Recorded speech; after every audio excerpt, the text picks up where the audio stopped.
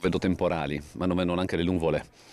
Semplicemente, e secondo me anche giustamente, l'assessore Scocimara ha fatto fare un approfondimento e che sta avvenendo in questo periodo per capire le necessità di tutte le fonti alternative che potranno alimentare da qui al futuro i mezzi di trasporto, capire la sostenibilità economica, capire tutta la sperimentazione che si possa fare nell'avviamento e quindi un supporto pubblico su questo. Non è assolutamente un'alternativa o concorrenza alla distribuzione di carburanti tradizionale che rimane ovviamente in mano al privato, ma l'ha chiarito lo stesso assessore, l'ho chiarito io nelle giornate precedenti rispetto alle informazioni uscite, quindi Su questi malumori in seno alla maggioranza? ma no, la maggioranza semplicemente ha espresso legittimamente le proprie opinioni, ma non sono malumori.